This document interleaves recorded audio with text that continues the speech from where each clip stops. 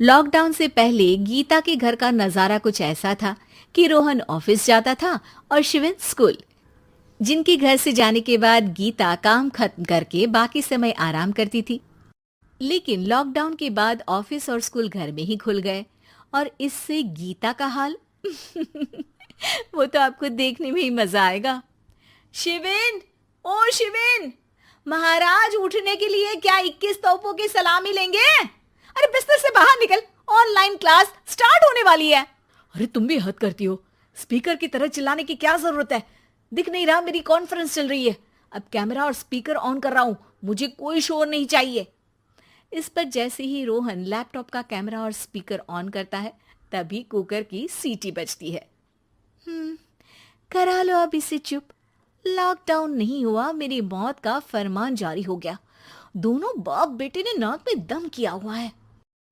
ऐसा बोलकर गीता वहां से शिविन के कमरे में पहुंच जाती है, जहां शिविन अभी भी सो रहा होता है।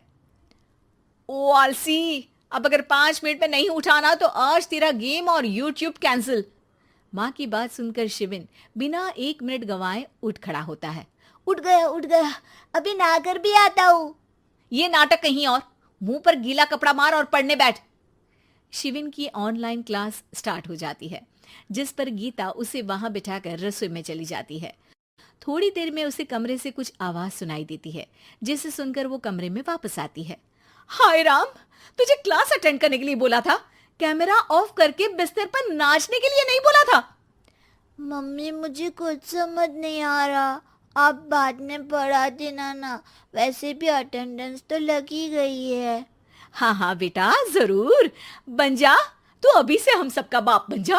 अरे नहीं मतलब कहाँ से लाते हो इतना दिमाग, और पढ़ाई करते हुए ये चला कहाँ जाता है? नाइस क्वेश्चन, दिमाग से पूछकर बता दूंगा। शिविन की बातों से परेशान होकर गीता उसे मारने के लिए जैसे ही आगे बढ़ती है तभी वो कमरे से बाहर भाग जाता है। अब शिविन आगे आगे और गीता हाथ में चप्पल पकड़े उसके पीछे पीछे पूरे घर में दोनों घूम रहे होते हैं। इसी बीच वो रोहन के पास पहुंच जाता है और शिविन को मारने वाली चप्पल रोहन के लैपटॉप पर जाकर गिरती है। ओए माँ! मम्मी, अब पापा को चप्पल मार रही हो?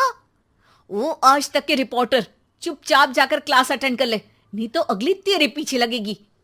इस पर शिविन वहां से चला जाता है, जिसके बाद रोहन गीता से कहता है, इस सर्कस के लिए कुछ बोलना चाहोगी? अरे क्या करूं, जब से तुम दोनों घर में रहने लगे हो, घर अपने आप ही सर्कस बन गया है और मैं तुम्हारी नौकर। कभी बेटी को संभालो तो कभी बाप के नखरे उठाओ। इन्हीं सब उथल पुथल में दिन बीतते रहते हैं, जिसमें हर रोज घर के अंदर कुछ नया सियप्पा खड़ा मिलता है, जो ज्यादातर शिविन और रोहन की ऑनलाइन स्कूल और ऑफिस से रिलेटेड ही होता है। एक सुबह, शिविन चल उठ, आज की क्लास जल्दी है। कैमरा ऑफ करके आप अटेंड कर लो। अरे ऐसे छित्तर पड़ेंगे, दादी नानी सब एक साथ याद आ जाएंगी। गीता की लाख मशक्कतों के बाद क्लास तो खत्म हो जाती है, लेकिन उसके बाद शिविन फोन इस्तेमाल करते हुए इंस्टाग्राम रील बनाने लगता है। रसोड़े में कौन था? तुम थी, मैं थी, कौन था? कौन था? हाँ, मैं गरीब हूँ।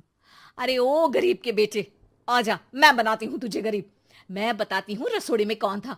पढ़ाई करने बोलो तो इनकी माँ मर जाती है, और ये पागलपंतियां जितनी मर्जी करा लो। गीता शिविन को डांट रही होती है, तभी रोहन बीच में बोल पड़ता है। अरे बच्चा ही तो है, इतना गुस्सा क्यों कर रही हो?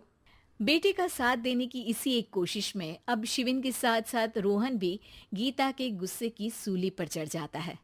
अगर बेटे पर इतना ही प्यार आ रहा है तो इसे क्लास अटेंड क्यों नहीं कराते, इसका होमवर्क क्यों नहीं कराते?